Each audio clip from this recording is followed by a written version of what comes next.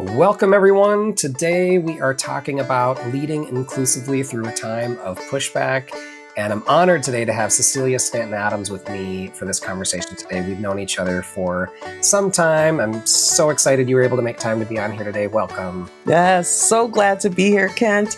And great to see you. Congratulations. Yeah. So great to see the show. Thank you. Well, I would love to, because I think your own story, I think, is going to dovetail, because of what you do, it's going to dovetail right into our topic. So I'd love for you to kick us off with just tell us about your career arc, how you got into this work. And like I said, I think that's going to go right into our topic. Perfect. Well, I always like to start with, I was born and raised in New York City, because once you're a New Yorker, like you're always a New Yorker, even though I'm a Minnesotan now. But I was born to two immigrant parents. So my parents are from Honduras, and they migrated to New York City, and they met in New York City, actually in Macy's cafeteria. So yeah, cool. Really, really cool. But yeah, there's my brother and my parents just really wanted us to have a good future, right? They came to this country so that there would be more opportunities, and particularly they wanted us to take advantage of schooling. And so I was the first in my family to go to college and graduate school. I did a research doctoral fellowship. So I got a chance to really do a lot of great things that I probably wouldn't have had it not been for my parents' sacrifice. Awesome. But when I got into undergrad, I was really interested in understanding more about diversity. And I'm from New York, right? So you live and breathe diversity. You're surrounded by people that look different. They worship different. And so I wanted to understand, how do you bring people together from diverse backgrounds and get them to really connect and build trust? And this was actually during the time of the O.J. Simpson trial. So to take you way back. So there was a little bit of contention in the air around what that outcome was going to be. Mm-hmm. And so at the time, my advisor helped me to put together a project where I invited people that had differing views around the O.J. Simpson trial, brought them together, and we did a series of trust building exercises. And then we had them slowly kind of move into dialogue about the trials. And what we learned was that if you can build trust with people across difference, that you can have enough of a foundation to be able to talk about differing views. And you may not change your views, but that's not the point. People actually become more open to listening to other views. Whether it changes it or not is really irrelevant. It's really that's how we expose ourselves to new and different things, right? And ways of doing things. So I love that. And that just kind of fueled everything that I would do from there, which is, how do I tap into this more? How do I help managers and leaders tap into this potential that we have with people, knowing that you have to create the right kind of environment? Mm-hmm. So around this time, also, the whole field of diversity was becoming more prevalent. It had come out of the affirmative action movement, and really they went away from thinking about it in terms of quotas into thinking about it as, part of the culture, right? Like, how do you actually create a culture where people belong? And so I worked with several universities to, bring that mindset and those principles into the colleges and universities so that, students, no matter what background they came from, could succeed, that they could bring faculty from anywhere around the world, and they would still be able to bring them in and get them to feel like a part of that community. And that's what just really locked and loaded me into this career track. Now we call it DEI. So my career kind of took me through the whole, first it was D and I, diversity and inclusion. Then it was DEI, diversity, equity, and inclusion. Now we have a whole lot of other kind of names and titlings. Yeah, I think the one that was the most bizarre one I heard was Jedi, which I loved. I love the thinking behind it. Right. Maybe too nerdy for most. Yes, right? So people got creative.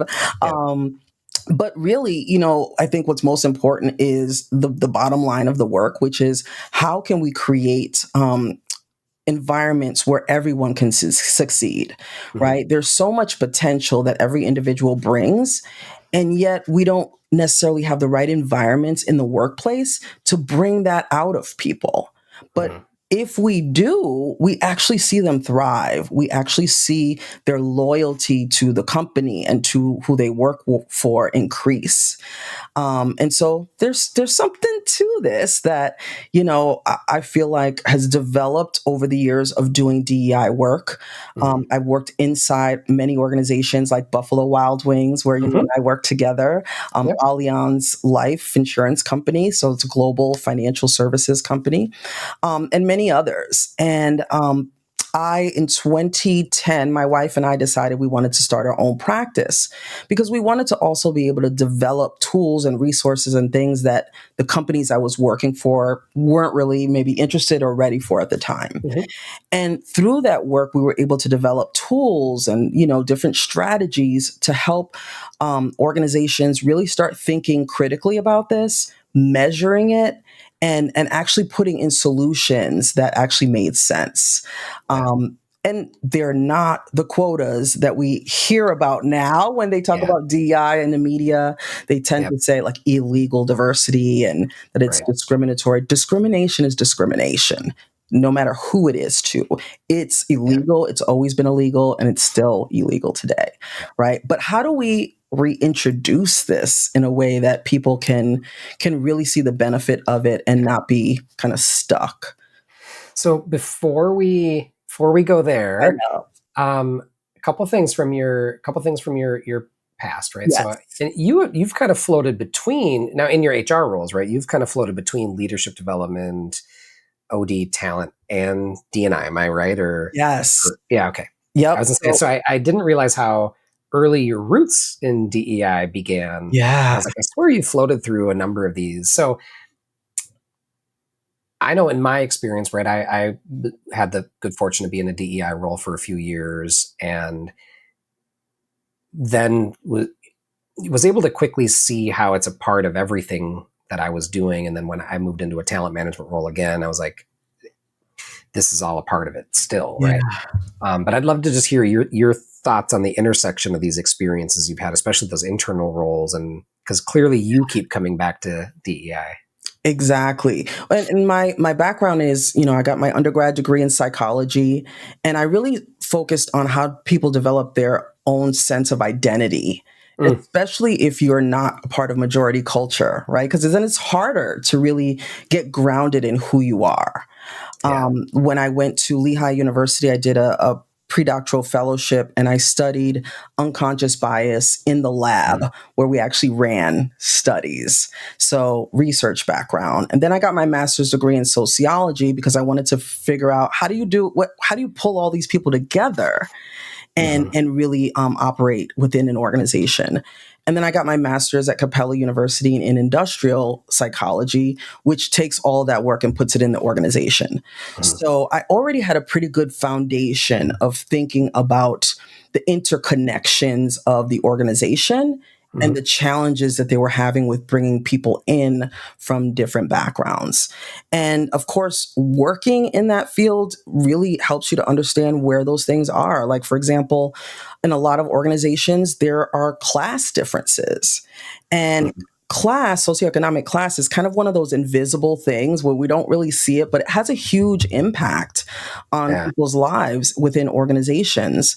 And it's surprising even how it comes out even symbolically. So I worked with one organization where, all of the employees that were like customer service and more Mhm. of the lower in the organization positions were all located in one part of the building, and then all of the leadership and higher level positions were located in a different part of the building, right? Yeah. So even that kind of sets up who you're around, who you're talking to, who you bring in to a Mhm. conversation when you're working on a project. Yeah, So I've yeah. worked at a couple of organizations that I've worked for have very um, long-standing college recruiting efforts. Same colleges year over year, Yes. and that was one that came up too. As the affinity bias one had for those who went to the same college as them. Yes. Exactly. And So who got the plum assignments and or chosen early. So I want to give you a big compliment before we move into the conversation too, because oh, I well, yes, buckle up. I always credit you for this. You have no idea this is coming either. I know when we first met, you were the DEI department of one, yes. and the amount of work that you were able to get done always astounded me, right? And you preceded me there, right? So I came into you'd already laid all this groundwork, um, and I always credit you for your ability to get things done through like a inclusive committee of the like passionate, interested, willing, Yeah. right? I think you had gotten that was at Buffalo Wild Wings. I just think you had gotten so much done there Yeah. through volunteer work, right? Through people who were just passionate about it. So I just wanted to credit Right. you for your ability to bring people along. Um, I have another compliment for you, but I'm gonna share it later. I Okay. promise. Okay. So Awesome. let's Appreciate it. dovetail into right. So we wanted to talk today about it's been a rocky year, Yeah. right? Especially for folks who are working in the DEI space. But I feel like you're starting to emerge with some new thinking here, thinking about how do we lead inclusively through these sort of how did I put it earlier, through kind of a time of pushback. So Yeah. where are you heading? What are your thoughts here? Yeah, so probably about a year before the elections was when I really started to become in tune with what was happening around this shift around DEI. Now, of course, it was happening long before then Right. in smaller ways, but it's when I first got, kind of an idea of it, and I joined this group. It's called IAC. It's an Allies Coalition, so it's made up of DEI champions and leaders from around the country. And what was beautiful about it is we got to hear from people that were in states that already had laws being put in place to limit diversity work. So even though I'm here in Minnesota, I can hear what is being tested, what's being piloted, and it started to make us realize like this is happening and we've got to get ready and we've got to get ready to get our people, right, the folks that have been doing this work, to really understand the implications and what we need to do to evolve in this particular area. And I think the thing that has been really hard is the grieving process that Mm-hmm. people I see and I'm helping, that I myself am also going through, Mm-hmm. because this has been a movement, some people spend their whole life in this movement that dates back, Yeah. many, many decades.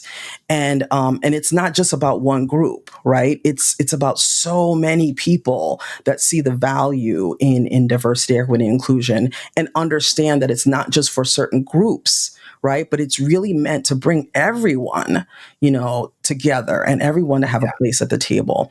And so that grieving process is hard because you can't be strategic when you're Mm-hmm. grieving, right? Like you Mm-hmm. just have to attend to your own, wherever you're at, and really give yourself what you need.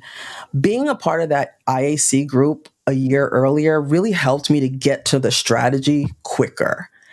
And so as of January, that's what I started to do. I'm like, here are the outcomes that I want to get to. Here are the outcomes that were always important to me. And that is, having people have access to opportunities like education, right? Mm-hmm. Kids being able to have the basic skill sets that they need, to be successful, to be able to move into a career path, and if you choose, and actually be able to thrive. And that wasn't happening for everyone. So that was my goalpost. And it wasn't about any one particular group. I come from a multiracial family, Mm-hmm. and I've got a lot of different dimensions of diversity. So I feel like every dimension of diversity is important to be considering in this kind of work. So how can we do that in a different way? And I think the first strategy that a lot of folks use is to change the name, right? That was Mm-hmm. kind of like the first easiest. Let's just call it something Let's different. just call it something different. No one will notice. Exactly. But when we call it something different, we're doing something different. Mhm. It's ultimately going to take you to a different end. And so I felt like I was continually developing diversity 2.0, like just taking what I'd already done and just kind of doing it a little differently. Mhm. And I realized this is not going to work anymore. Like we've evolved as a world and as a country so much since, these frameworks have existed, even our leadership frameworks. Mhm. So how do we re-envision and redesign the work so that we actually are getting to the outcomes? That's what's most important. And so that's what led me to the work that I'm doing now around people first Yeah. performance frameworks. So it makes me think about more from like a leadership and OD perspective, like how people experience change. And we use the Sarah model in a lot of contexts: shock, anger, rejection, acceptance. And for the listener, I people like make their way through that in their own time. So you were experiencing shock sooner. So you were able to kind of start and work your way through to a productive place a little faster. When I think, people are still probably in the shock phase, right? We were, especially Yes. here in Minnesota, in the Twin Cities area. I know when I was in DNI, I always describe it like it felt like it was before I left DNI that it was more of a pull at that time. Business units were asking us for more. How do we do more? How do we lead more inclusively? How do we make sure people belong, right? That they feel Yeah. like they belong here. And so it was, rather than us sitting in a corner designing and trying to push content out, the requests were coming in to Mhm. build content to bring in, right? So I think that was a change that came over time too, Yeah. right? Where it felt like we were pushing out the content. Now they're asking for content. Right. Or I use the word content, but whatever it is that they're looking for. Yep. And I feel like now we're seeing it in the news, right? That's like the train track switch has kind of flipped right now. There's this like, hang on. Yeah. I feel like some organizations are readily saying we're not doing this anymore. Some are wondering, if we keep doing this, is there going to be a target on our backs? So they're getting quiet. And then there's some organizations who are just leaning in and saying, no, this is, to your point, right? This is something we value and is important to how we're doing business. That's right. That's right. And I think more people would continue doing the work if they knew how to do it well. Yeah. Right. I think everyone wants to avoid, any kind of programs or things like that shut anyone out.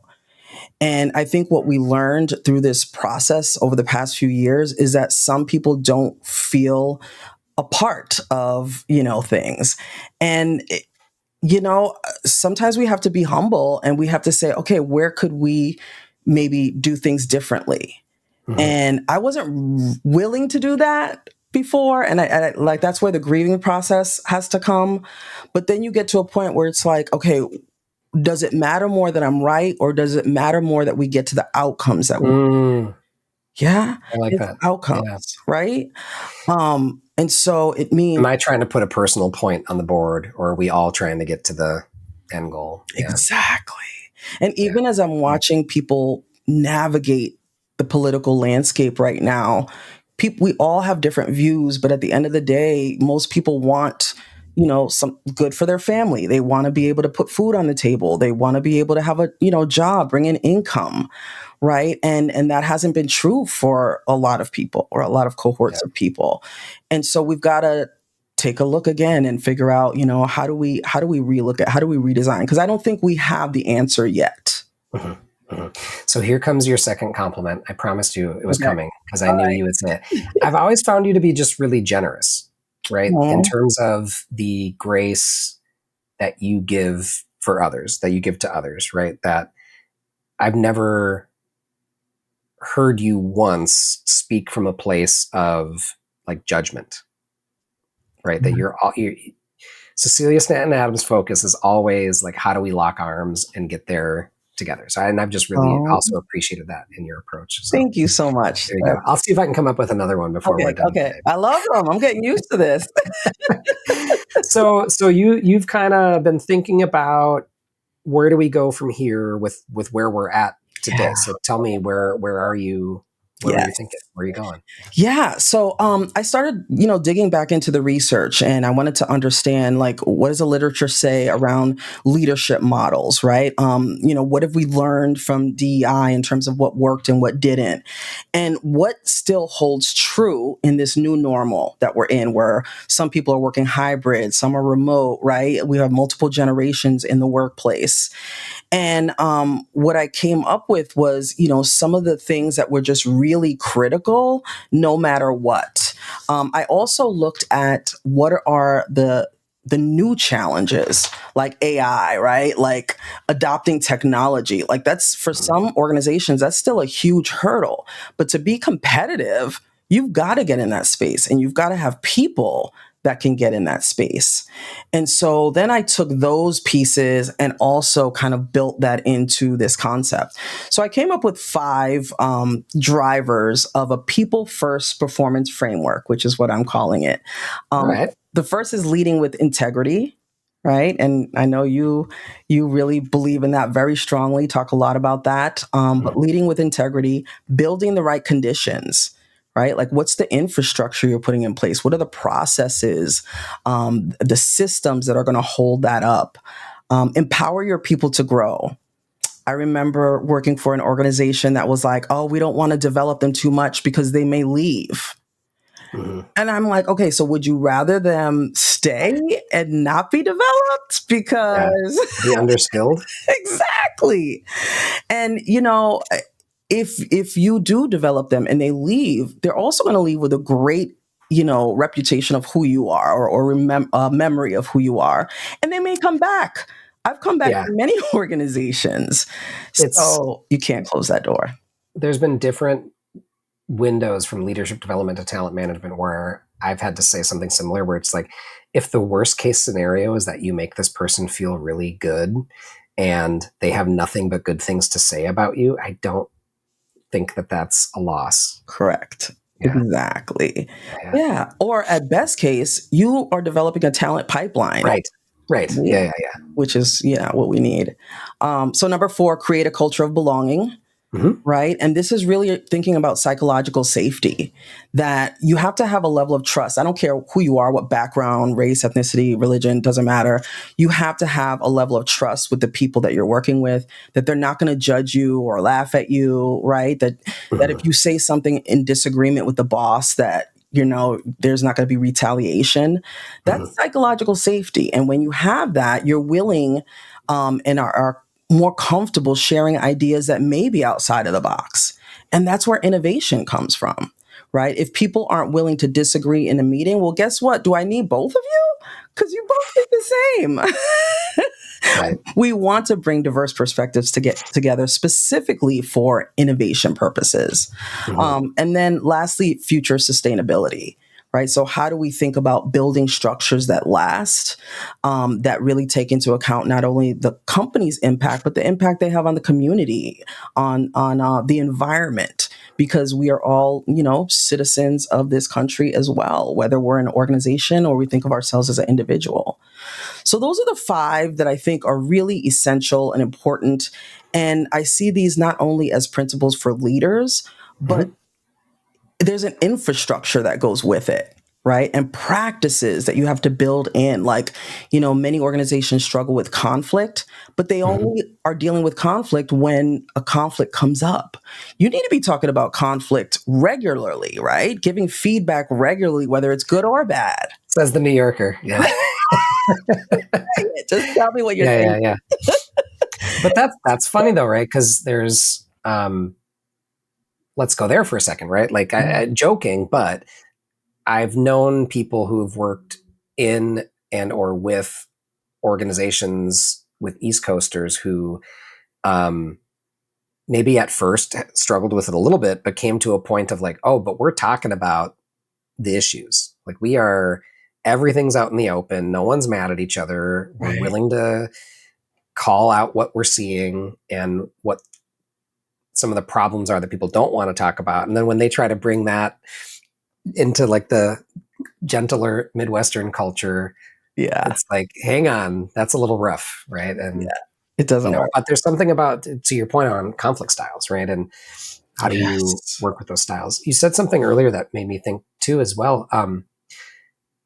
So when we talk about diversity, we're not, just talking about, and I think I'll credit you for this too, right? We're not just talking about that first ring of, diversity that we see with our eyes, right? And Right. um, so it's interesting because I'm working on a program right now where my partner and I are working on some decision making stuff for our client, and we're talking about how do you and they had used disc, right? Yeah.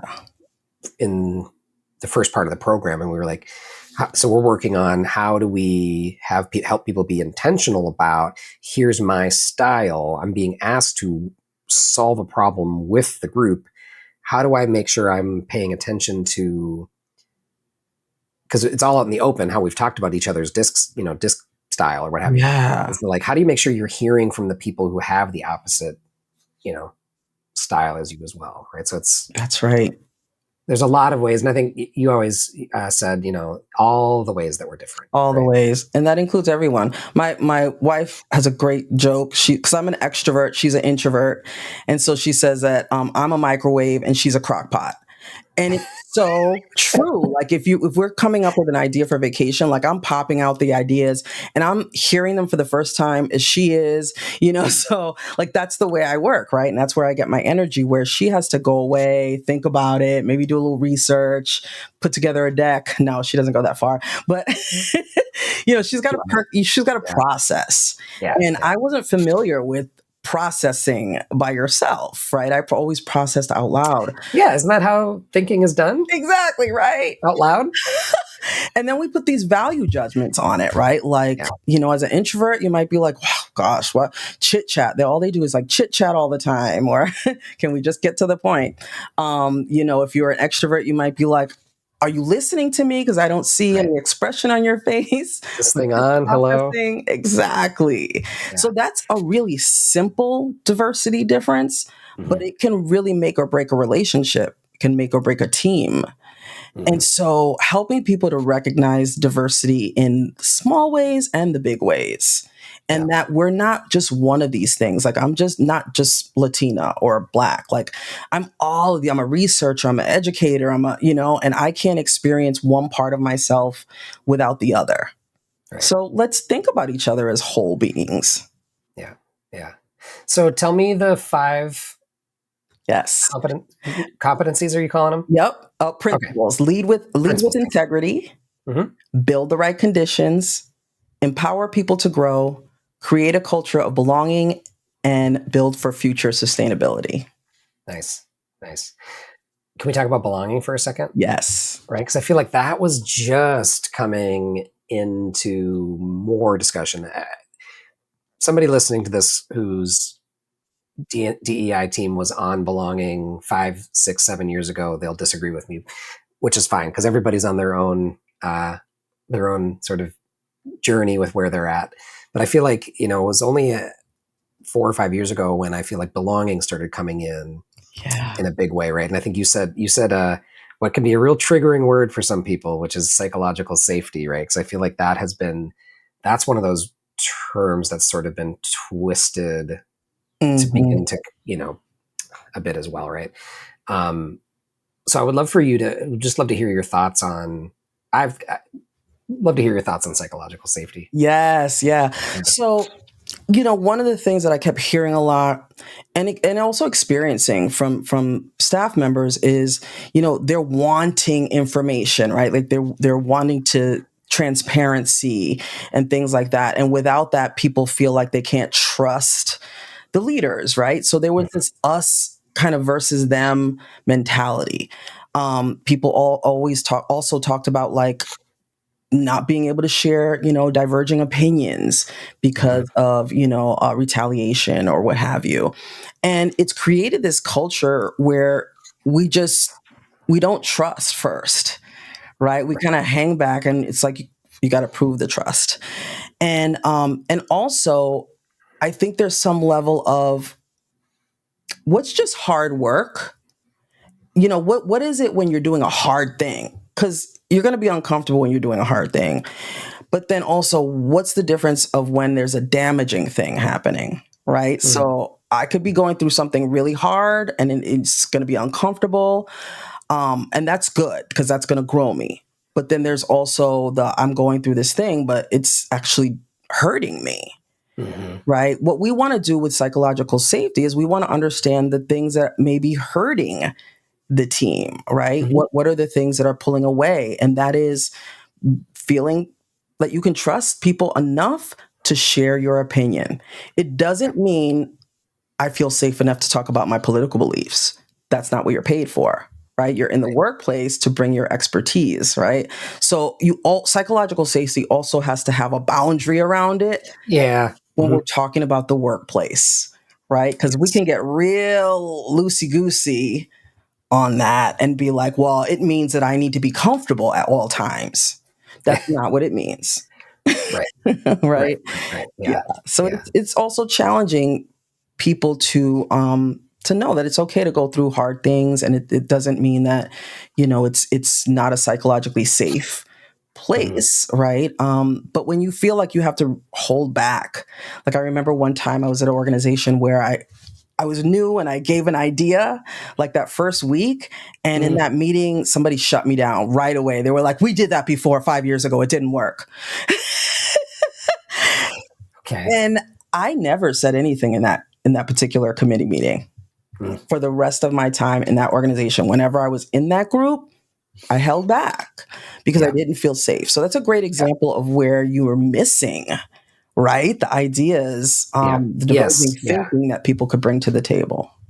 Yeah. So you and I were talking about ROI right before we started recording. Yeah. And I was saying that I feel like we were, before I left DEI to get back into talent management, before I started my own consulting, um, I feel like we were exiting the world of having to quantify everything with ROI. We were in a place of because it's the right thing. And I feel like now we've taken, and maybe that's always the way change goes is 2 steps forward, 1 step back. But Yeah. I feel like we're 1 step back to ROI land again. With Yes. psychological safety, one thing that I've frequently talked to people about is innovation, right? Like Yes. if people don't feel safe to experiment, try something new, then you're just going to keep getting more of the same. Like from an ROI perspective, like Right. there's so many things, and to your point, we're not talking about safety and authenticity to a point of messiness. We're talking about safe enough to ask hard questions, throw Correct. out new ideas, Yeah. try something new without fear of retribution. Like What would you add to that? imagine the person who first was like at the telephone company meeting, hey, what about a phone that you could walk around with? What was the reaction, right? Like, I have like an SNL moment in my head of how that person was laughed out of the room. Yeah. exactly. And then they create their own company and they're like, Nonsense. but that's where that comes from. Uber, Lyft, like Instacart. What if we let other people do our grocery shopping? God forbid. Right. Right. It's the only way to do it these days. That's right. That's right. Yeah. Yeah. Well, before we get into the advice section, is there anything else you'd want to add to this conversation? Yeah, I mean, I think it's a wonderful time in this time that we're in to really tap back into your values Mm, and your internal compass because there's so much noise out there that it's right. sometimes you get caught up in which direction am I going, and you find yourself like not feeling engaged and not feeling passionate about what you're doing. Yeah. And you have one life. We all have one life. So, how can we tap into those things that we're passionate about and Mhm. really live into our full potential? I Yeah. think if we continue to work on that, we're going in the right direction. Nice. Nice. Okay. So we're going to get into our takeaways section. Yes. Uh, I ask every guest to prepare one piece of advice for leaders, one piece of advice for those who support leaders, and then other things. So let's first go with, what advice do you have for leaders out there, leaders of teams, Yeah. um, that they can be thinking about or putting into practice immediately? Yeah, and I'm just pulling up my notes here because I spent some time. I was like, okay, I'm going to give them some good advice. Um, so, first Buckle up. is know your people like you know your metrics. Mm, You know, where's your people dashboard? Do you know like how people are feeling? What's getting in their way? Right? What are their challenges? What are they too afraid to tell you? When you mhm, start to really tap into that, um, the performance is going to follow, right? mhm, But you can get profits and really be burning your people out. So you right. got to know both. You got to be able to balance both. I also think we got to move away from culture fit to culture Mm, contribution. mhm, And with culture fit, it's always like, how do you fit in to what we already have? But we're trying to live into the future, right? Like we want companies that are going to exist and be thriving in the future. So we've got to think about like how does each individual person contribute to where the organization is going? And sometimes that means that you have to bring in people that can fill a blind spot for you, mhm. right? You might have a complete blind spot around maybe this particular market, right? Or these particular strategies. Bring in people that it's going to fill that gap, and then you're going to have a much stronger team. Yeah, I love that. In selection assessments, when we're doing sort of like a pre-call to find out, all right, we understand the role you're trying to fill. Some of the questions we ask are, well, where's this group heading? So let's not just paint a picture of the incumbent, the person who was in the role before. Like, what do you need now? What do you need tomorrow? Right, that we can help you assess. That's right. That's Yeah, so true. yeah. And then design a practice of reflection. Mm, I think a lot of the work that I talk about in my people first process requires us to do internal reflection, right? mhm, Not just go, go, go, but reflect on what worked, what didn't. Am I connecting with this person or did they disconnect from me? Am I building trust or do they distrust me and now I have to rebuild trust? Right? We're not going to get those things instantaneously. We've got to go back and reflect and extract the wisdom from our experiences in order to be able to move forward and apply them and not make the same yeah. mistakes. So, Nice, practice and nice. reflect. All right. So then I said some advice for folks who support leaders, right? So that's other leaders who are Yes. managing other leaders or people in support functions like our HR friends. So what's your advice for those folks? What number one, take care of yourself.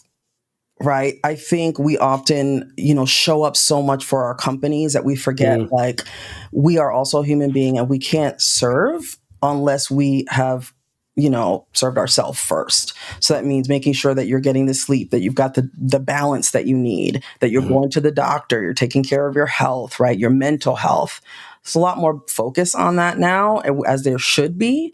mhm, So I think that that's number one. That way you can bring your best to the table. Two, don't be afraid of conflict. Right. So this is the same. I said leaders, but also just people in general. Um, we don't have to be afraid of conflict because what we focus on is the conflict part, the part that hurts or feels mm, uncomfortable. But what yeah, we don't focus on is the transformation that comes as a result of the conflict, of the right. trust that you build as a result of getting through that conflict. And Yeah, if we can kind of, maybe have a little bit of a paradigm shift, focus on those, outcomes that you get. right. And Focus on then the problem. exactly. And also have like a framework for how you're going to, deal with Mm, conflict so that you're not making it up, on the fly. I'm not comfortable with giving critical feedback, but I have to do it. right. So I have like a method and then I actually sit down with myself and I write out my words that I'm going to say. And I Mhm, don't read from it, but I want to be strategic enough, right? So that my yeah, message comes across and that I'm not hurting someone, right? Like I don't right. want people to feel like, oh, that now their self-worth Yeah. is impacted, right? I want them to get value out of that feedback or whatever the conflict is. Nice. Yeah. All right. Well, and I know you have some things upcoming. So tell. Yeah. I'm guessing our sort of grab bag section here is going to be tell us where to find Cecilia. What do you have coming up, and what can people be on the lookout for? Cool. Well, I can always be found on stantonadams.com. And if you're on LinkedIn, you can look me up, Cecilia Stanton. I have a newsletter that I put out every couple of weeks, and you can follow my journey there. Um, Nice. I will be launching this new people first model in the next week. But on May 22nd, I'm going to be doing a free webinar. It's 1 hour where I'll be walking you through the process and how I redesigned the framework. And then I'm also going to be launching an 11-week leadership class. It's called Leadership by Design, and it starts in September. And it's really meant to help leaders build those 5 capabilities and principles that I talked about, and do it in real time. So we're going to have leadership labs where every other week you'll actually be able to apply the information and get coaching and support from your peers. So I'm really looking forward to that. So you can find that in the show notes. Awesome. Yes, those will be in the show notes. And this will come out just before. So I'll make sure we also link to your webinar on the 22nd, you said? Yes, that's right. Awesome. Cecilia, I'll have to have you on another 5 times, I think. Oh, for sure. You got to follow how this goes. I mean, yeah. Well, I thank you so much. I think this was a great conversation, I think, for our listeners, definitely for me. So listener of one right here. But thank you so much for coming today. Really appreciate it. I always value our time together, whether it's in a public forum like this or not. So thank you so much. My pleasure. Anytime. Thanks, Kent. All right. Yeah, take it easy. Bye.